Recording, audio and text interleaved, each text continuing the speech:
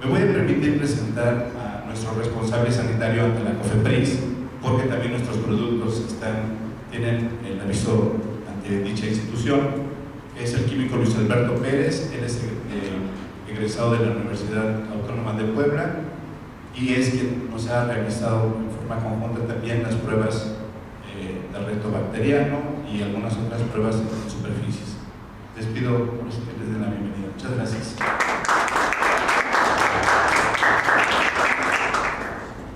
Muy buenos días. Pues miren, para mí es un gusto poderles hablar de este producto. Es un hecho que nadie puede hablar o decir si algo te gusta o si no te gusta, si algo sirve o no sirve si no lo has probado, si no conoces cómo funciona. La finalidad de ahorita es que a través de esta charla conozcamos un poquito más el producto, cómo funciona y lo que nosotros hemos hecho, la garantía que nosotros podemos dar al producto. Entonces, para ello quiero presentar algunas situaciones. Para entender esta funcionalidad es importante decir a qué vamos. La historia empieza así. Todo surge a partir de una infección nosocomial. Muchos de ustedes saben que es una infección nosocomial, pero a partir de ahí empieza la historia. Una infección nosocomial es aquella infección contraída en el hospital por un paciente internado por una razón distinta de esta infección. Entiéndase que el paciente llega por una cirugía de apendicitis y se va por algo que nosotros o los médicos llaman como un paciente séptico, es decir, se contaminó en el hospital. ¿Por qué razón? ¿Quién sabe?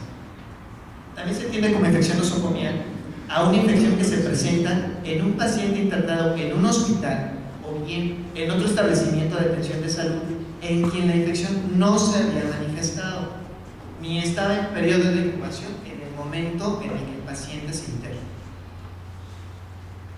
Bien, las infecciones nosocomiales también comprenden las infecciones contraídas en el hospital, pero manifestadas después del alta hospitalaria en el que el paciente y también las infecciones ocupacionales del personal del establecimiento, es decir, enfermeras, médicos, afanadores, etcétera, también pueden tener este tipo de infecciones puesto que trabajan en un establecimiento público. ¿De acuerdo? Ahora bien, ¿cuáles son los factores predisponentes que a nosotros podemos tener para contraer una infección nosocomial? Primero, la edad. Hay que ver que los extremos de la vida son los más susceptibles a tener este problema, ¿no? Que son los niños y los ancianos. Asimismo, el estado nutricional, metabólico e inmunológico, si es un paciente diabético, si es un paciente con cáncer, si es un paciente con algún problema de alguna enfermedad autoinmune. Las patologías asociadas también es importante, como pacientes que tienen diabetes, leucemias, mielomas, etc. Procedimientos invasivos, catéteres, sondas, intubación, la cirugía invasiva, principalmente cuando los abren por alguna situación de vía abdominal, es cuando más propenso se vuelve el ambiente. Las internaciones prolongadas, las alteraciones de la barrera cutáneo-mucosa. Esto tiene que ver más con las quemaduras y las úlceras de decúbito. Terapéutica inmunodepresora y la antibioterapia irracional, es decir, cuando nosotros damos antibióticos irracionalmente o antibióticos de amplio espectro, muchas veces se da la resistencia bacteriana. En esto vamos a hincapié un poquito más adelante. ¿Cuáles son los microorganismos que nosotros nos podemos encontrar en un ambiente hospitalario, en un ambiente en el que nosotros brindamos atención a la salud? Básicamente se dividen en dos tipos: las bacterias gram negativas y las bacterias gram positivas. En el primer grupo tenemos estas. Las más frecuentes se llaman Klebsiella, Enterobacter, Serratia, Escherichia coli, Providencia, Morganella, Pseudomonas aeruginosa, Acinetobacter baumannii, Acinetobacter lófica. En fin, hay muchísimas bacterias. Así como hay Pérez en México, hay muchísimas bacterias también aquí en México de diferente nombre. Las menos frecuentes, Enterobacterias, Aeromonas, Stenotrophomonas, Burkholderias, Pseudomonas y Alcalinas. ¿De acuerdo? Son las más frecuentes y las menos frecuentes en los gram negativos. Si nos damos cuenta de los gram positivos, pues están los estafilococos y los enterococos, los menos frecuentes, los streptococos, Corynebacterium y algunas especies de bacilos. Ok, en el año 2011 más o menos se hizo un estudio en diferentes instituciones para ver qué microorganismos eran los que abundaban en diferentes sitios que daban servicio a la salud. Entre ellos nosotros nos encontramos al CESA. En el CESA el microorganismo más predominante, por ejemplo, fue Enterobacter, seguido por Staphylococcus aureus, Pseudomonas y algunos otros. ¿De acuerdo? Entonces, esta es la lista. Del lado derecho, si observan, son prácticamente las bacterias más comunes que nosotros nos encontramos en un área hospitalaria. Inclusive yo me atrevería a pensar que si nosotros podemos hacer un estudio aquí, encontramos seguramente mínimo 2 de estas. Entonces, para que nosotros veamos el impacto que tienen. En el ISSSTE también se hizo lo mismo. Siguen predominando los Enterobacter, el Staphylococcus aureus, las Pseudomonas. Hasta abajo hay un grupo que dice Candida. Esos pertenecen al grupo de las levaduras. Las levaduras son como que los primos hermanos de los hongos, para que nos demos cuenta. En el IMSS también se hizo este estudio y de la misma manera, si se dan cuenta, sigue teniendo la misma tendencia: un Enterobacter, un Staphylococcus, unas Pseudomonas. Las Pseudomonas son microorganismos multiresistentes. Ahora bien, ¿cómo se lleva a cabo la limpieza del entorno hospitalario? Nosotros tenemos, de alguna manera, pues entendido, creo que la situación es como cualquier otra limpieza, ¿no? En nuestra casa. Y la historia vuelve a empezar así. El 99% de los microorganismos se encuentran en un ambiente donde hay suciedad visible. Yo encuentro aquí que hay polvo, encuentro una mancha, encuentro algo ajeno a la superficie. ¿De acuerdo? Que todas estas superficies. Ahí seguramente hay una gran cantidad de microorganismos. Así empieza la historia. Una superficie donde se adhiere algún microorganismo porque hay suciedad. Ahora, aquí hay un dato importante: ni el jabón ni los detergentes tienen actividad antimicrobiana, y el proceso fundamentalmente tiene que ver con la acción mecánica.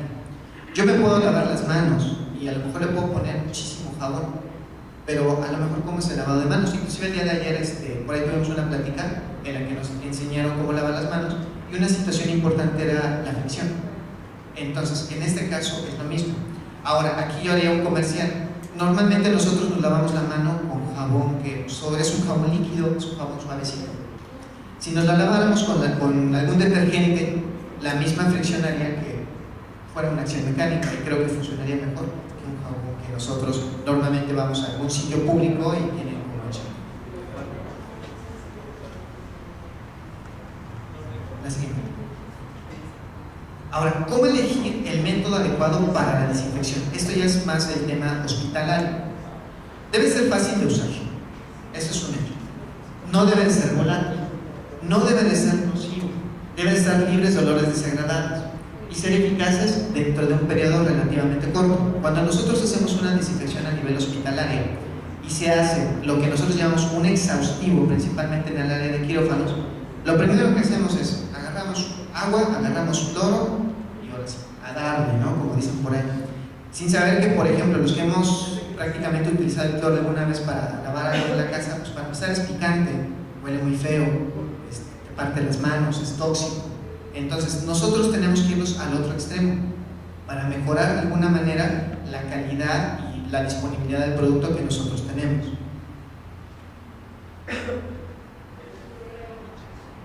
Existen 2 grados de desinfección. Un grado que es una desinfección de alto nivel o crítico, y una desinfección de bajo nivel. En el de alto nivel se dice que debe ser la desinfección a un 99% de la desaparición de las bacterias. Y en un nivel bajo o semicrítico, sí, también es cierto que se activan ciertos tipos de bacterias, pero no aquellas que llegan a producir, que son generadoras de esporas. Entiéndase que una bacteria no vuela. Una bacteria, si nosotros la pudiéramos tener acá y a lo mejor hubiera algún mecanismo como aire o soplamos, entonces va y se adhiere a algún sitio, la bacteria no vuela, la bacteria se pega. Pero sí las esporas, y las esporas son producidas por cierto tipo de bacterias. Ahora, ¿qué es lo que de qué venimos a hablar básicamente? De Quartz. ¿Qué es Quartz? Quartz es una molécula de nanotecnología. Entiéndase que son productos demasiado pequeños, muy pequeños, más pequeños que una bacteria. Imagínense que nosotros somos una bacteria y Quartz es una aspirina. ¿De acuerdo? O sea, es algo muy, muy, muy pequeño.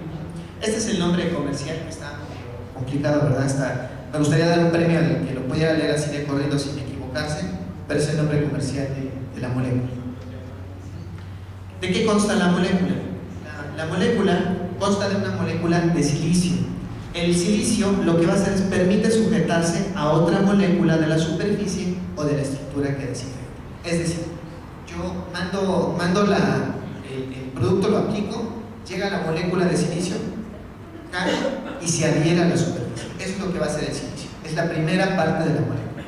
Ahora bien, también consta de una molécula de amonio. La molécula de amonio da la característica única para atraer a las bacterias tanto con carga positiva como con carga negativa.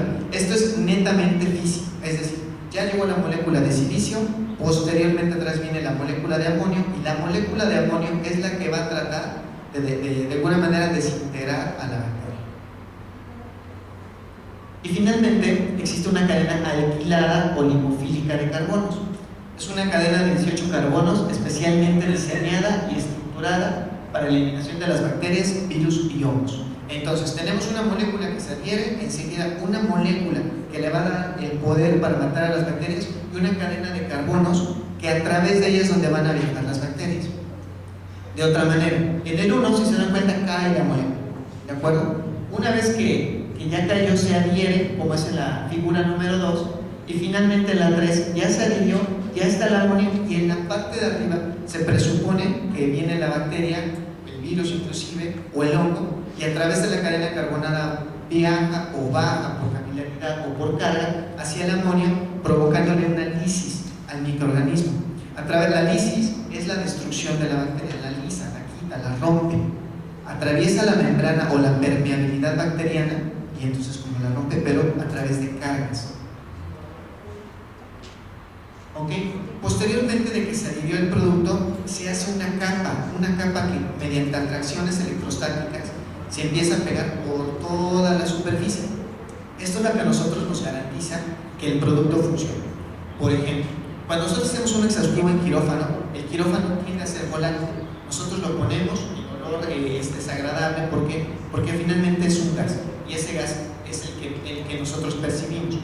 Queda desinfectado en el momento que nosotros pusimos el cloro, pero nada más en ese momento, no perdura. Esta molécula lo que hace es se adhiere y perdura. Nosotros hicimos muchas pruebas para determinar esta situación y ver que el producto realmente funciona. Entonces ahí lo que estamos representando es prácticamente cómo se va englobando toda la capa a través de la superficie que ya prácticamente alcanzó. Ahora, existen pruebas de laboratorio. Yo les decía en un principio que nadie puede hablar de algo si funciona o no funciona si nunca lo ha probado.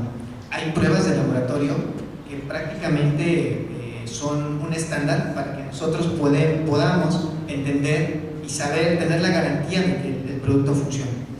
La primera es una norma, es una NMX, pero la primera me habla de algo que se llama reto microbiano. ¿En qué consiste el reto microbiano?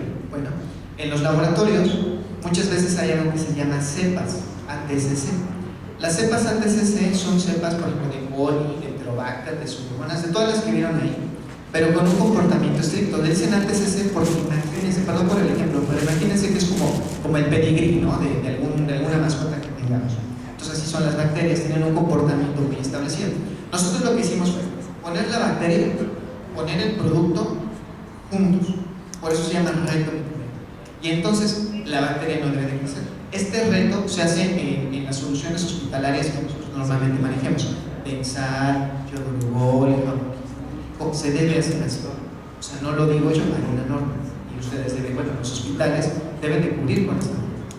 Entonces, nosotros hicimos este reto microbiano y a partir de ahí determinamos que efectivamente elimina el 99.9% de lo que nosotros estamos haciendo en el producto. Ahora bien, hay otra metodología que también es una norma, normalmente esta norma es más de alimentos, que tiene que ver con el raspado de superficies. ¿En qué consiste? Yo llego, puedo raspar cualquier superficie que está aquí, cuento cuántas unidades formadoras de colonia hay, para ser exacto cuántas bacterias hay, aplico el producto y después vuelvo a tomar esa muestra para que yo pueda saber que el producto es efectivo, si no, pues cómo se queda desinfecto. Y también tuvimos muy buenos resultados. Y finalmente la NOM 093, esta NOM 093 tiene que ver más con alimentos, pero a mí me ayuda para generar mis valores de referencia. Por ejemplo, hay valores que dicen que deben ser de menor a 400 unidades formadas de colonia. Mi producto está menos de 10 unidades formadas de colonia. Entonces estoy garantizando que el producto funciona y funciona bastante. Ahora, esta es una placa que nosotros hicimos del reto microbiano. Dicen que de la vista nace el amor, ¿no? Entonces me atreví a poner una plaquita por ahí Si se dan cuenta, la imagen del lado izquierdo es una cepa, una bacteria que se llama Escherichia coli. Hace muchos años fue la responsable de que México no pudiera exportar cierto tipo de hortalizas a Estados Unidos, ¿no? Sin saber que el que no tiene Escherichia coli al evacuar no es mexicano, ¿no? Entonces, Escherichia coli es mucho más mexicana de lo que nosotros pensamos y es muy común. Desafortunadamente en los hospitales también está, y entonces ahí es cuando ya no queremos tener Escherichia coli, ¿no? Pero bueno, es parte de nosotros. La primera es una placa que hicimos por reto microbiano. Cada unidad, cada puntito que lleguen a ver ahí, representa alrededor de 1 millón de unidades formadoras de colonia. Es decir, lo que hicimos así como químicos es poner muchas Escherichia coli, muchas, hacerlas que se reproducieran, y después agregamos el producto que es Quats. Y después de un tiempo de incubación, si se dan cuenta, la placa sale totalmente. Eso es por reto microbiano. Asimismo, también nosotros hicimos la prueba con Pseudomonas aeruginosa, con Staphylococcus aureus y con Candida albicans, teniendo resultados muy similares. ¿Por qué no les pongo las otras placas? Porque si se dan cuenta, como que cuesta trabajo verla, ¿no? Por el tipo de placa. No puedo ponerles otra porque acuérdense que las pruebas están estandarizadas. Entonces, si yo soy el primero que dice que todo está estandarizado y les pongo otra cosa, pues no tendría mucho sentido. Finalmente, les quiero comentar. La ventaja de usar Quats es que no genera resistencia bacteriana. Las bacterias son muy inteligentes, mucho muy inteligentes. Cuando les ponen cloro, las bacterias tienen algo que se llaman plásmidos. Esos plásmidos lo transmiten a través de otras bacterias. Le están diciendo, oye, ¿sabes qué? Fíjate que nos están poniendo cloro, hay que generar mecanismos de resistencia para que no nos puedan destruir. Y entonces la bacteria, que fue chistosa con otra bacteria, y empiezan a construir algo para que el cloro no los pueda de alguna manera dañar. En cambio, Quats lo que hace es permea, destruye, lisa, inhibe prácticamente toda esa información, y en ese momento que hay contacto, se rompe la bacteria. No genera resistencia. Esas son las ventajas que nosotros ponemos.